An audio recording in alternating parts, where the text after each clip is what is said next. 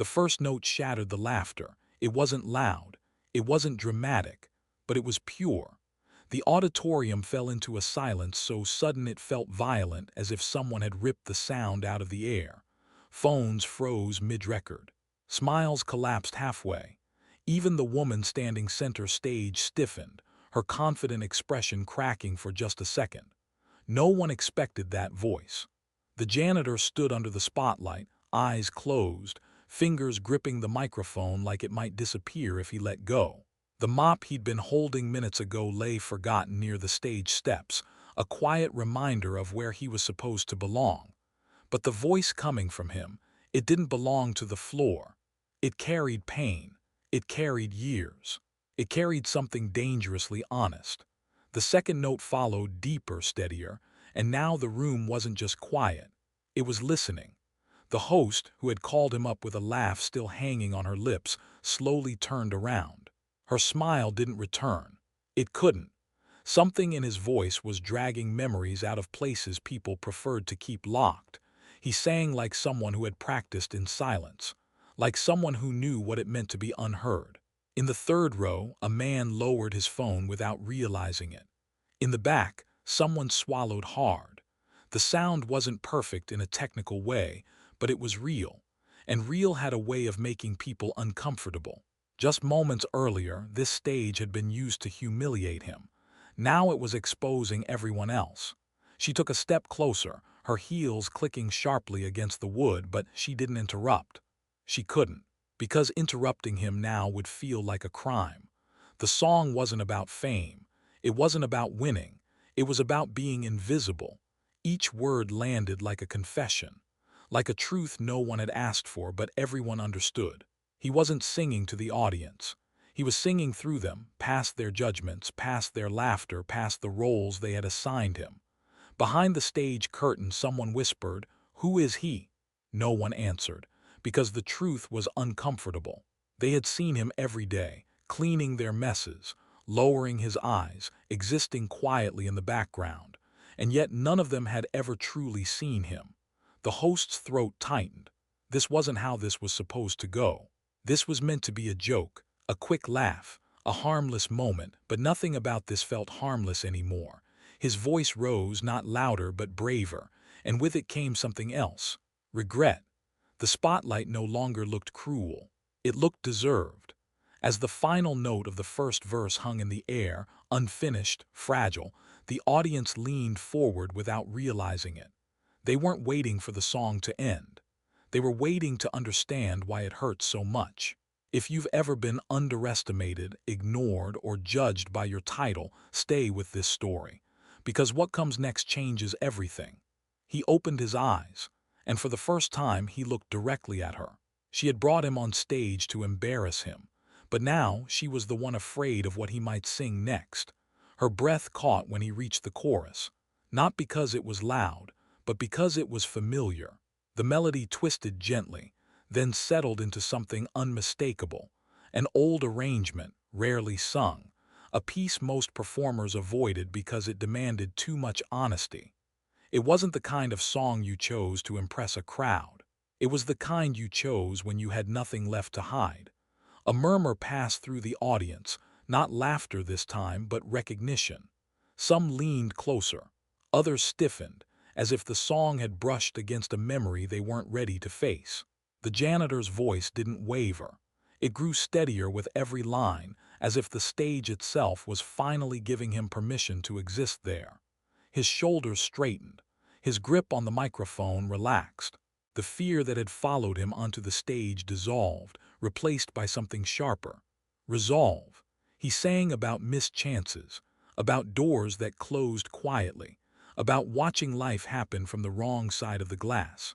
Each word carried weight, like it had been waiting years to be spoken out loud. In the front row, a woman pressed her fingers together, blinking rapidly. Somewhere near the aisle, a student's jaw tightened. They weren't reacting to technique anymore. They were reacting to truth. She stood just a few feet away now, the host, the star of the night, unsure where to place her hands. Applause had always been her armor. Control had always been her comfort. And for the first time she had neither. She remembered choosing him, remembered spotting him near the exit, uniform dull against the bright stage lights, remembered thinking it would be funny, harmless, a quick way to remind everyone who belonged where. She hadn't considered this. Hadn't considered that someone who spent their days cleaning up after others might carry stories heavier than hers. Hadn't considered that silence could be preparation. The chorus ended, but no one clapped. They didn't dare, because clapping would break the moment, and no one wanted to be the one responsible for that. He moved into the next verse without pause, voice dropping lower now, rougher around the edges. This part wasn't polished. It wasn't meant to be. It sounded like nights spent singing into empty rooms, like words swallowed before they could be heard. Behind the stage, the judges exchanged glances. One of them slowly shook his head, not in disbelief, but in something closer to shame. How many voices had they dismissed without listening? How many talents had walked past them unnoticed? The janitor's eyes opened again, scanning the room, not nervously this time, but deliberately. He wasn't looking for approval.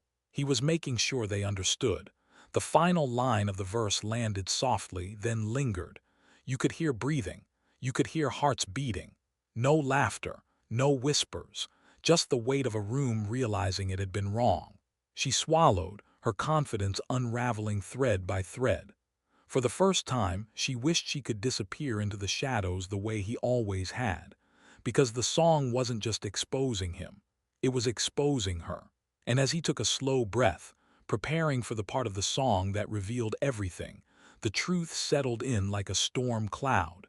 This wasn't a performance anymore. It was a reckoning. He was about to sing the line that explained why he had stayed silent for so long, and why calling him on stage had been the biggest mistake of her life. He didn't rush the next line. He let the silence stretch, heavy and uncomfortable, forcing the room to sit with itself. Every second felt deliberate, like he was reminding them that this moment, this pause belonged to him now. Then he sang. The words were simple, too simple to hide behind. They spoke of a promise made years ago, a promise whispered in a cramped apartment under a flickering light to someone who believed in him when no one else ever had. A promise to keep singing, even if no one was listening. The effect was immediate. A sharp inhale rippled through the crowd. Someone near the aisle covered their mouth. In the front row, a man lowered his head, elbows on his knees, staring at the floor as if the song had called him out personally. Because the line wasn't just about him. It was about all of them, about how easily people decide who matters, about how talent is ignored when it doesn't come wrapped in confidence or status, about how many dreams are buried under uniforms and job titles. His voice cracked, not from weakness but from truth, and instead of pulling back, he leaned into it. The imperfection made it real, made it impossible to dismiss. She felt it then, the shift. The audience wasn't watching him anymore. They were with him. She stood frozen, the applause she had always relied on nowhere to be found. For the first time in her career, she didn't know what came next. Her role in this moment had been erased. She wasn't the star anymore. She was the lesson. The janitor stepped closer to the edge of the stage, still singing, still holding the room in a grip tighter than any applause ever could. His eyes moved from face to face, not accusing, but aware, as if he had finally realized something himself, that being unseen had never meant being unworthy. The song swelled, not louder but fuller. Years of restraint poured into the melody. This was the part he had never sung out loud before, the part he had saved for when it truly mattered. A tear slid down someone's cheek. No one laughed. No one whispered. Even the cameras felt intrusive now. Behind the judge's table, one of them slowly stood, not to interrupt, but because remaining seated suddenly felt wrong. The janitor reached the end of the verse and held the final note just long enough to make it hurt. Then he let it go. Silence crashed down harder than any applause ever could. For a heartbeat, no one moved. Then a single clap echoed from the back of the hall. One became two. Two became many. But before the sound could fully rise, before the moment could be softened into applause, he lifted his hand, and the clapping stopped. He wasn't finished. The crowd leaned forward again, breath caught, unsure of what he could possibly add after that. He brought the microphone closer, and finally he spoke. His voice, no longer singing, was calm, steady, unmistakably certain. "There's something you should know," he said. Her stomach dropped, because whatever he was about to say couldn't be undone. The song had revealed his soul, but his next words were about to reveal theirs. He didn't raise his voice. He didn't need to. The microphone carried his words clearly, calmly, stripping them of any room to be misunderstood. "I clean this building every night," he said, "not because it's all I can do, but because it's what I had to do." The room stayed silent, but the air changed. This wasn't a confession meant to earn sympathy. It was a statement, grounded, unapologetic. He glanced down at his uniform, then back up at the audience. "I used to stand on stages like this," he continued. "Not as a joke, not as a break between real performances." A sharp breath moved through the crowd. She felt it like a blow to the chest. "Used to." He spoke slowly, choosing each word with care, as if he had rehearsed this moment 1,000 times in his head, but never believed it would actually come. "I studied music. Trained for years. I gave everything I had to it." A brief pause. "Until life decided I couldn't afford dreams anymore." No drama, no bitterness, just truth. He explained how one emergency became many, how responsibilities piled up quietly, how singing turned into something he did alone, late at night when no one was watching. "Dreams don't always die," he said. "Sometimes they just wait." In the front row, someone wiped their eyes. Behind them, a student shifted uncomfortably, the reality of his words sinking in deeper than the song ever could. She stood there, heart pounding, realizing how small her joke had been, and how large the consequences were. He hadn't been quiet because he lacked confidence. He had been quiet because the world had trained him to be. "I never asked to be heard," he said. "I only asked not to be laughed at." The words landed heavier than anything he had sung. The judges didn't look at each other now. They looked at him, really looked. The janitor took a breath, steady and controlled. "Tonight," he continued, "I didn't come up here to prove I belong." He turned slightly, his gaze passing over the audience, the stage, the woman who had called him forward. "I came up here because I was invited." The line cut cleanly. Because everyone knew what that invitation had been meant for, and because everyone now understood what it had become. She felt heat rise in her face. For the first time, she wished she could speak, but there were no words that could fix this. No apology that wouldn't sound hollow in front of this many witnesses. He lowered the microphone slightly, signaling he was finished speaking. But he didn't step away. Instead, he lifted his eyes again, meeting hers directly. "And since I'm already here," he said quietly, "there's one last thing I should do." Her pulse spiked. Because the way he said it made one thing clear: this still wasn't over. He had sung his truth. He had spoken his past. Now he was about to do something no one on that stage was ready for. He lifted the microphone again, but not to sing. At least not yet. Instead, he turned slightly toward the band seated behind him. Musicians who had played the same polished arrangements all evening. Professionals. Confident. Untouchable. "May I?" he asked, nodding toward them. The question wasn't loud, but it carried authority. The pianist hesitated, fingers hovering over the keys. This wasn't in the program. This wasn't rehearsed. But something in the janitor's posture, calm, grounded, unafraid, made refusal feel impossible. The pianist nodded once. The janitor turned back to the audience. "What you heard," he said, "was a song I carried for years." A brief pause. "What you're about to hear is the one I never sang." A ripple moved through the room, not sound but anticipation. He signaled softly. The pianist struck a single chord. Low, bare, no embellishment, no protection. He began again. This time the song was different. It wasn't sad. It wasn't angry. It was fearless. His voice rose, not strained, not forced, but open, as if something inside him had finally unlocked. The melody climbed where the first song had stayed grounded, stretching into notes that made people sit straighter, breathe slower. This wasn't a man hoping to be heard. This was a man who knew he was. The band followed instinctively, adding layers one by one. A soft harmony, a steady rhythm, nothing flashy because nothing needed to be. The host stepped back without realizing it. The stage had shifted. He moved forward. Each lyric spoke of reclaiming space, of standing where you were told you didn't belong, of refusing to apologize for surviving. The audience wasn't reacting anymore. They were absorbing. Somewhere near the aisle, a student whispered, "He's incredible," not in surprise, but in certainty, as if this truth had always existed and they were only late to it. The judges sat perfectly still. No notes, no whispers, no evaluation. Because how do you judge something that was never competing? She felt something unfamiliar tighten in her chest, not jealousy, not anger, but recognition. For the first time, she saw what she had been performing around instead of through. He reached the bridge of the song, voice steady, eyes open now, meeting the audience head-on. No fear left to hide, no shame left to protect. And then he did something no one expected. He turned the microphone outward, not toward the crowd, toward her. The music softened, waiting.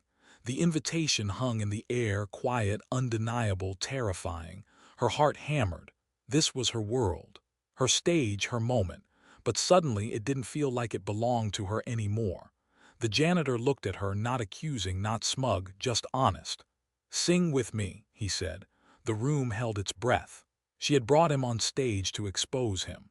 Now the entire hall waited to see if she dared step into the truth he had uncovered. She didn't move. The microphone hovered between them, close enough that she could reach for it, but far enough to make the choice feel impossible. The music waited, suspended in a fragile balance, as if even the instruments refused to move forward without her answer. Every eye in the room was on her now. This was familiar territory. Spotlights, expectation, a crowd waiting. And yet she had never felt smaller. Moments ago, she had owned this stage. Her voice had filled it effortlessly, confidently, protected by applause and reputation. But standing there now, invited instead of announced, she realized how exposed she truly was. Because this time she couldn't hide behind performance. She glanced at the janitor. He wasn't challenging her. He wasn't mocking her. He was offering something far more dangerous. Equality. The pianist glanced between them, fingers still poised. The band held their breath. The audience leaned forward, not hungry for drama, but desperate for honesty. She swallowed. Her mouth opened slightly, then closed again. The silence stretched. In that quiet, memories surfaced. Auditions she had nailed, stages she had conquered, praise she had accepted without question. But also moments she had avoided. Songs she never sang because they revealed too much. Emotions she polished away to stay perfect. And now here was a man who had survived being unseen, asking her to be vulnerable. Her hand trembled as she reached for the microphone. Just before her fingers touched it, she stopped. The room felt it. She looked out at the audience, not with confidence now, but caution. Because for the first time she wasn't sure they would catch her if she fell. Slowly, she lowered her hand. "I can't," she said. The words were quiet but devastating. A wave passed through the crowd. Not disappointment, understanding. The janitor nodded once. No surprise, no judgment, just acceptance. He drew the microphone back toward himself, and without hesitation, stepped into the space she had left behind. The music rose again, not louder but steadier, as if the song itself had decided who would carry it forward. He sang the next line alone, and it was enough, more than enough, because now the song meant something different. It wasn't about reclaiming space anymore. It was about courage, her courage or the lack of it. She stepped back, heat rising in her face, not from embarrassment, but from clarity. She finally understood what had unsettled her from the first note. He wasn't trying to outshine her. He was reminding her why singing mattered in the first place. The audience didn't clap. They didn't interrupt. They listened. When the final note faded, it didn't disappear. It stayed, etched into the room, into the silence that followed. He lowered the microphone. For a long moment, nothing happened. Then one of the judges stood, not to applaud, but to speak. And when he opened his mouth, everyone knew this night was about to take a turn no one had planned for. She had refused to sing. Now, the judges were about to decide what that silence truly meant. The judge adjusted his jacket slowly, as if standing too quickly might shatter whatever fragile balance held the room together. He didn't reach for the microphone right away. He didn't need to. His voice carried. "I've been judging performances for 23 years," he said. "I know technique, I know control, I know polish." He paused, eyes fixed on the man still standing center stage. "And what we just witnessed doesn't fit into any category we usually score." A murmur moved through the audience, not confusion, anticipation. The judge stepped closer to the edge of the stage. "This was not a competition moment," he continued. "This was a human one." She felt the words land somewhere deep, uncomfortable. This was slipping further out of her hands with every second. Another judge stood, then another. None of them clapped, none of them smiled. They were too serious for that. The first judge spoke again. "There are rules here, schedules, formats." He looked down briefly, then back up. "And tonight, those rules failed to account for something important." The janitor stood still, shoulders relaxed, not hopeful, not fearful, as if whatever happened next wouldn't erase what had already occurred. "We invited voices to be heard," the judge said, "and we nearly missed one because of an assumption." The word hung heavy. Assumption. Eyes drifted toward her, not accusing, observing. She felt her throat tighten. This wasn't public shaming. This was worse. This was recognition without cruelty, and she couldn't deflect it. The judge turned back to the janitor. "You didn't ask for this moment, you were placed into it." A pause. "And you transformed it." The crowd shifted, some nodding, others blinking back tears they didn't realize had formed. "In light of that," the judge continued, "we're going to do something we've never done before." A sharp inhale rippled through the hall. The janitor lifted his gaze slightly, not in hope but curiosity. "We're reopening the stage," the judge said. "Not for competition, not for ranking," silence, "but for truth." He gestured toward the microphone. "If there is anything left you wish to share, song, story, or silence, you may." The offer wasn't loud. It was powerful. She felt something inside her crack, not pride, not anger, but relief. The weight of the evening no longer rested on her shoulders alone. The stage had become something bigger than reputation. The janitor didn't answer right away. He looked out over the crowd again. The students, the guests, the people who had laughed and the ones who hadn't. Then he looked down at his uniform. Slowly, deliberately, he unbuttoned the top button, a small action, but it echoed. He stepped forward, microphone in hand, not rushing, not hesitating. "There is," he said quietly. And in that moment, everyone understood what he was about to share wouldn't be entertainment. It would be revelation. The judges had reopened the stage. Now the man they almost ignored was about to decide what the truth would cost. He didn't sing. Not yet. Instead, he looked out across the hall, eyes steady, as if he were counting something invisible: faces, breaths, moments that had led him here. "I used to believe talent was enough," he began. "That if you worked hard, stayed honest, and waited your turn, someone would eventually notice." His voice wasn't heavy. It was clear, calm, almost reflective. "But life doesn't always work like that." He spoke of early mornings and late nights, of jobs taken not for passion but for survival, of music books packed away to make room for bills and responsibilities. "I didn't stop singing because I failed," he said. "I stopped because someone else needed me more than the stage did." The words settled gently, but they carried weight. He told them about a parent who fell ill, about choices made quietly without applause, about promises kept in silence. No names, no details meant to impress, just truth shared without armor. The audience listened not as spectators, but as witnesses. She stood off to the side now, forgotten by the spotlight but not by herself. Each sentence felt like a mirror held too close. She had chased stages. He had sacrificed them. And yet here he was. "I took the job here because it was honest work," he continued. "Because it paid the rent. Because it let me be close to music even if I wasn't part of it." A small smile touched his face, not bitter, not sad, grateful. "Every night after cleaning, I'd sit in the empty hall," he said. "Right there." He gestured toward the front row. and I'd sing to no one. A quiet gasp moved through the room. He looked up again. But tonight I realized something. He paused. I was never singing to no one. The line struck deep. Because suddenly everyone understood they had been there all along, walking past, ignoring, assuming. The judges didn't look down. They didn't shift. They held his gaze fully present. "I don't need this stage," he said softly. "I never did." Another pause. "But if it's open, I'll use it." The statement wasn't a demand. It was a promise. He lifted the microphone again, not to reclaim something lost, but to share something earned. The band sensed it. The pianist touched the keys lightly, offering a single note. A foundation. The janitor inhaled. This song wouldn't be about him anymore. It would be about all the moments people decided someone else's story for them. The audience leaned forward as one. Because this time they weren't waiting for surprise. They were ready for meaning. He had shared his past. Now he was about to sing a song that would decide his future and redefine what the stage was meant for. The first chord sounded different, not softer, not louder, certain. It rolled through the hall like a quiet decision finally made.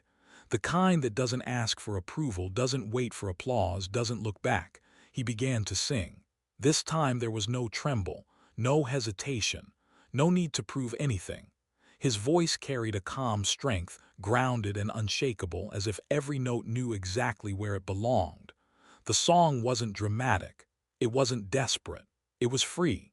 He sang about standing still while the world rushed past, and realizing that stillness had taught him things speed never could. About watching others chase dreams and learning which ones were worth holding onto. About losing stages and finding purpose. The audience didn't react outwardly. They didn't gasp. They didn't whisper. They listened the way people do when something reaches too close to interrupt. The band followed with restraint, careful not to overpower what was unfolding. Each instrument felt intentional, like it knew this wasn't a performance meant to impress. It was a moment meant to settle. She felt it shift inside her. This wasn't the kind of singing she had trained for. There was no calculated rise, no strategic pause to invite applause. And yet, it was commanding in a way she had never achieved, because he wasn't reaching for the crowd. He was standing in himself. The song moved into its second verse, and the lyrics turned outward, not accusing, not pleading, but observant.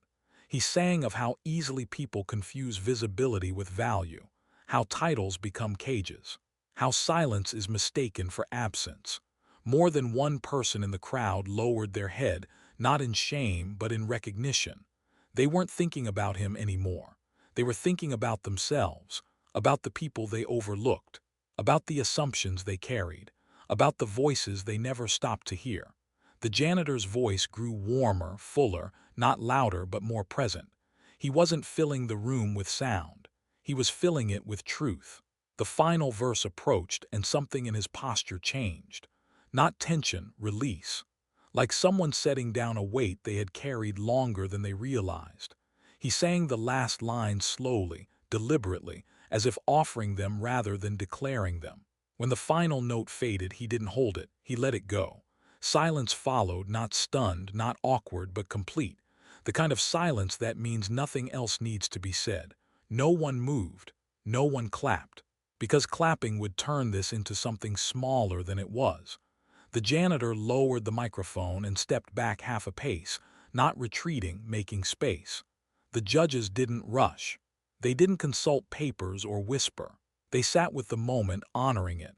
Then the lead judge stood again, not as an authority this time, as a witness.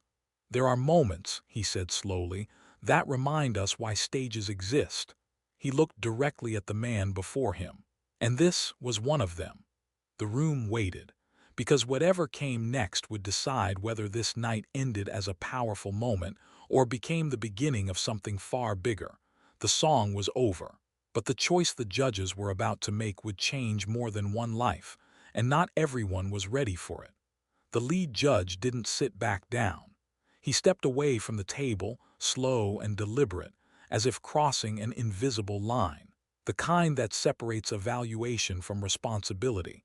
"What you gave us tonight," he said, "was not an audition. The janitor met his gaze, calm, unreadable. It was a reminder. The judge turned slightly, addressing the room now. We spend so much time deciding who deserves space that we forget to ask who's been waiting for it. A quiet murmur followed, not agreement but acceptance. The judge looked back at the man on stage. "You said you don't need this stage," he continued. "And I believe you," a pause, "but I'd like to ask if you want it." The words landed gently, but they carried weight. Not a prize, not a favor, an invitation. The janitor didn't answer right away. He glanced once at the microphone, at the lights, at the faces that were no longer laughing, no longer judging, but hoping. Hope was more dangerous than rejection. "I've learned to be careful with wanting," he said at last. "Wanting makes you forget how to survive." The honesty in his voice quieted the room again. The judge nodded, not offended. "Then let me be clear," he said. "This isn't about promise or pressure." He gestured toward the judge's table. "We have a residency program, mentors, resources, no guarantees, no shortcuts." Another pause. "But it's a door." The word echoed, a door. Not a stage handed over, not a life rewritten, just a door unlocked. She felt her breath catch. She had walked through doors her whole life without noticing who had opened them. Now she stood watching someone decide whether to step through one that had cost him years. The janitor exhaled slowly. "I won't take a spot meant for someone else," he said. The judge responded without hesitation. "You wouldn't be." That certainty settled something. He looked out at the audience one last time, not searching for approval but acknowledging presence. Then he looked down at his uniform again. "This doesn't define me," he said quietly, "but it did protect me." He reached up and removed his name badge, not dramatically, not defiantly, just intentionally. He placed it on the edge of the stage. "I'll walk through the door," he said, "but I won't forget where I stood waiting." The room finally breathed. Applause rose, not explosive, not frenzied, but steady, earned, respectful. The judge extended his hand. The janitor took it. And just like that, the moment shifted from something witnessed to something begun. She stood there, unmoving, the applause washing past her. For the first time, she understood that this night hadn't taken anything from her. It had shown her something she had never learned. The lights dimmed slightly. The band packed up quietly. People began to stand, not rushing, not buzzing, but thoughtful. But before he stepped off the stage, the janitor turned back. He looked at her and spoke just loud enough for her to hear. "Thank you," he said. Her chest tightened. Because she wasn't sure whether the words were forgiveness or goodbye. The offer had been accepted. But walking through the door was only the beginning, and the world waiting on the other side was nothing like the stage he had just left. The building felt different the next morning. Not louder, not brighter, just aware. The janitor, no, the man, walked through the side entrance the way he always had, the early light cutting across the polished floors. The same hallway, the same scent of cleaning solution and old wood, but the silence followed him differently now. People noticed. A student paused mid-step, eyes widening slightly before offering a small nod.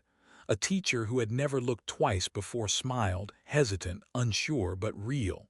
Someone whispered his name. Someone else corrected them when they got it wrong. He kept walking. Applause was easy.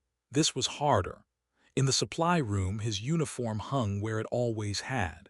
He stood there for a moment, hand resting on the fabric, feeling the weight of routine tug at him. Stability, familiarity, safety. The door he had agreed to walk through wasn't open yet, and until it was, this was still his life. He changed, moved through the halls, finished the work he had always done, quietly, thoroughly, without resentment. Because last night hadn't erased years, it had only acknowledged them. By mid-morning, the news had traveled. Not headlines, stories. Fragments passed from mouth to mouth. A janitor who sang, a stage that went silent. Judges who broke protocol, an offer no one expected. He heard it all without reacting. Stories grow when you feed them. He didn't. In the auditorium, the stage was empty again, chairs stacked, lights dimmed. It looked smaller without an audience, ordinary, almost fragile. He stood in the back row, staring at the place where everything had shifted. This stage had given him a door, but it had also taken something: anonymity. He felt it then, the cost no one applauded. Being seen meant being known. Being known meant expectations. And expectations had broken him once before. Behind him, footsteps approached. She stopped a few rows back. "I didn't know how to say this yesterday," she said quietly, "or if I even deserved to." He didn't turn. "I'm listening," he replied. A pause. "I didn't call you up because I thought you were nothing," she said. "I called you up because I didn't think." The honesty surprised them both. "I've built a career on being seen," she continued, "and I forgot what it costs to be unheard." He finally turned to face her. There was no anger in his expression, no triumph, just understanding. "Last night wasn't about you," he said gently, "but it doesn't mean you weren't part of it." Her eyes glistened. "I'm trying to figure out what comes next," she admitted. "So am I," he said. They stood there, two people stripped of roles, facing the same uncertainty from opposite sides of the stage. A phone vibrated in his pocket. One message, from a number he didn't recognize. "We're ready when you are. First meeting. Tomorrow." The door was opening. He exhaled slowly. Change never asked if you were ready. It only asked if you were willing. The applause had faded. Now came the harder question: could he step into a new life without losing the one that had made him who he was? The building downtown smelled different. Not like cleaning solution or old wood, but like polish, coffee, and quiet confidence. The kind of place where voices were low and decisions were expensive. He stood in the lobby, adjusting the collar of his jacket for the third time. Borrowed. Clean. Unfamiliar. The name badge from his old uniform rested in his pocket, not because he needed it, but because he wasn't ready to let it go. "Can I help you?" the receptionist asked, polite but practiced. He gave his name. There was a pause, a flicker of recognition. "Oh," she said, smiling now. "They're expecting you." Of course they were. That was the strange part. The conference room was all glass and light. Instruments lined one wall, not decorative but used. Pianos with worn keys. Guitars with stories in their scratches. This wasn't a stage. It was a proving ground. Three people sat at the table: mentors, professionals, gatekeepers of a world he had circled but never entered. No applause greeted him. No judgment either. "Sit," one of them said gently. He did. They didn't ask him to sing right away. They asked him about time. How many years? How many nights? "How long did you wait?" he answered honestly. "Long enough to forget the sound of his own ambition. Long enough to mistake survival for surrender." One of them nodded. "Talent survives silence," she said, "but confidence doesn't." That landed harder than any critique. They asked him what kind of music he wanted to make. He hesitated. No one had asked him that in years. "I don't know yet," he admitted. "I only know what I don't want." "And that is?" another mentor asked. "To perform emptiness," he said. "I've done enough of that." Something shifted. This wasn't about his voice anymore. It was about his spine. They asked him to sing, not to impress, not to repeat what had gone viral, but to explore, to fail, to stop when it felt wrong, to start again. His voice wavered. Not because he was weak, but because he was unprotected. There were no lights to hide behind, no crowd to carry him, just truth, raw and uncertain. When he finished, the room stayed quiet, not stunned, considering. "This will take time," one mentor said. "Unlearning is harder than learning." He nodded. He knew.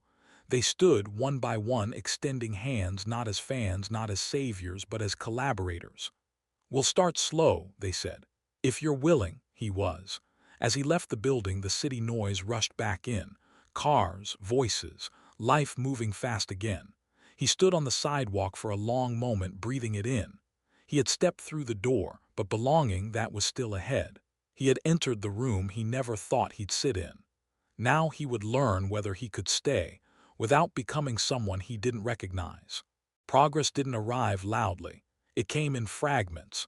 Early mornings spent warming up in quiet rooms. Afternoons dissecting notes he once trusted instinctively. Evenings listening more than singing. Learning the language of critique without letting it harden him. The mentors were honest, never cruel, never gentle for the sake of comfort. "You rely on memory," one of them said. "You hold back when it matters," said another.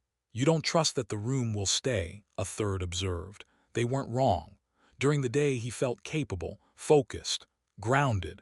The work kept his hands busy and his mind occupied. But at night the fear returned. It waited until he was alone. In his small apartment the silence felt heavier than it ever had. There was no empty auditorium now, no mop to ground him in routine, no certainty of invisibility. Being unseen had been painful, but it had been predictable. He sat on the edge of his bed, name badge resting on the table beside him, catching the light from the window.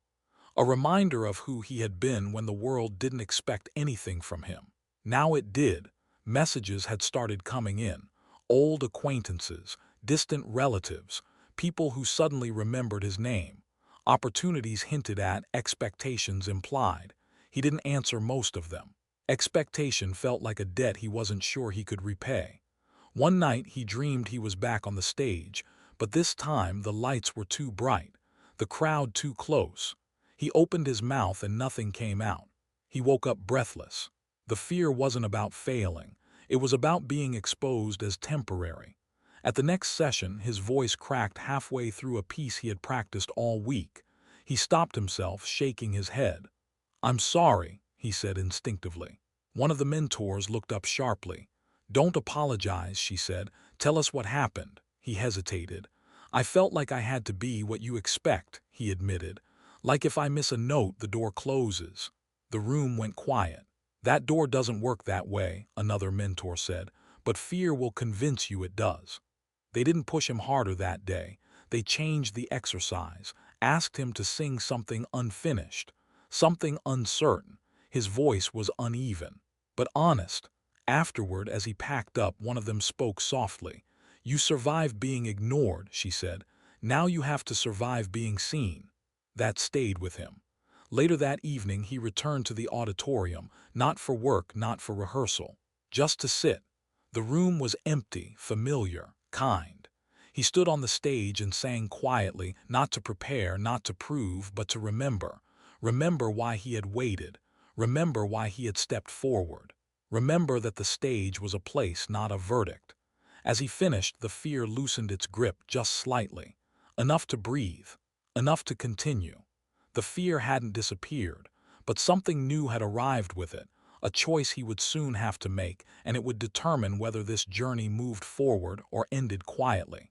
The invitation arrived without ceremony. No headline, no dramatic wording, just a message from one of the mentors sent late in the evening. A showcase, small audience, industry people, no guarantees. He read it 3 times. This was the kind of room where opinions solidified, where first impressions didn't get second chances, where being the janitor who sang could either open doors or quietly close them. He set the phone down and stared at the wall. This wasn't fear of singing. This was fear of being defined. All night his mind returned to the same question. Was he ready to be known for what he could become, rather than what he had survived? The next day, rehearsal felt different. Every note carried consequence. Every pause felt like a decision. The mentors noticed but didn't interrupt. At the end of the session, one of them spoke. "You don't have to do this," she said plainly. He appreciated that. "I know," he replied. "But if you don't," she added, "make sure it's because you chose not to, not because fear chose for you." That was the line he took home with him. That evening he walked the long way back, passing the auditorium without going in. He wasn't ready for comfort. He needed clarity. He thought about the uniform, the predictability, the quiet dignity of being unnoticed. There had been pain there, but also safety. He thought about the stage, the exposure, the way one moment could change how people looked at him forever. There was possibility there, but also risk. Both paths cost something. At his apartment, he opened a drawer he hadn't touched in years. Inside were old notebooks, lyrics scribbled in margins, melodies half-written, never shared, not dreams abandoned, dreams paused. He sat on the floor, pages spread around him, and realized something that surprised him. He wasn't afraid of failing on that new stage. He was afraid of succeeding and being asked to do it again, to keep showing up, to keep being honest, to stay visible. That was the real test. Near midnight, his phone buzzed again. A second message from her. I heard about the showcase. I don't know if this matters, but I'll be there. Not as a singer, just as someone listening. He stared at the screen. Forgiveness had arrived quietly. Support even quieter. He exhaled. By morning, he had his answer. He sent a single reply to the mentor. I'll do it. Not because he was fearless, not because he was ready, but because he finally understood something. Waiting had protected him, but choosing would define him. He closed the notebook, stood up, and began to prepare, not for perfection, not for approval, but for truth. The choice was made. But when he stepped into that new room, he would learn that being seen by strangers was nothing compared to being seen by the one person he had avoided facing all along, himself. The showcase room was smaller than he expected. No grand stage, no dramatic lighting, just rows of chairs, a low platform, and people who didn't clap unless something truly moved them. This wasn't an audience looking to be impressed. It was an audience deciding what stayed and what disappeared. He stood behind the curtain, hands resting at his sides, breathing slowly. The mentor spoke quietly nearby. Someone adjusted a microphone stand. Papers rustled. Life continued at an ordinary pace, indifferent to how heavy this moment felt. This was it, not the moment that made him visible, the moment that asked him to stay visible. When his name was called, there was no reaction, no recognition, no whispers. Perfect. He walked out and stood under a single soft light. The room settled, not silent, but attentive. He didn't start singing right away. Instead, he looked out and realized something unsettling. No one here knew his story. They didn't know the uniform. They didn't know the stage that went quiet. They didn't know the applause that had changed his life. And for the first time, that felt like freedom. He began to sing. Not the song that had gone viral, not the one that proved anything. A new one, unfinished, unprotected, alive. His voice didn't try to fill the room, it met it. Every note felt deliberate, chosen not to impress but to communicate. There were moments of rawness, moments where the sound thinned, moments where he let it. No safety net. As he sang, something unexpected happened. He stopped thinking about how he sounded. He listened to himself instead. Listened to the spaces between notes. Listened to the parts of his voice that used to hide. Listened to the person he had become, not the one he had been waiting to become. This wasn't about redemption anymore. It was about ownership. When the song ended, there was a pause, not the uncomfortable kind, the honest kind. Someone in the back nodded slowly. Another leaned back, considering. A woman in the front row wrote something down, then stopped, crossed it out, and wrote again. No applause followed, and he didn't need it, because the room had already answered him. Afterward, people approached, not rushing, not praising, but asking questions. Real ones. What do you want to say with your music? What do you refuse to become? What are you willing to risk? He answered carefully, not strategically. Carefully. Across the room, she watched quietly, not as a singer, not as a symbol, just a person witnessing something honest unfold.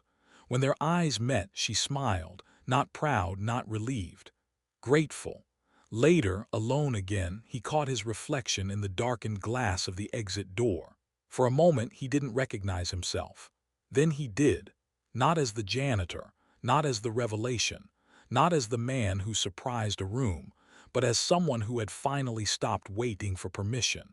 He stepped outside into the night air, the city humming softly around him. Whatever came next, success or struggle, visibility or silence, it would be chosen. And that was the difference.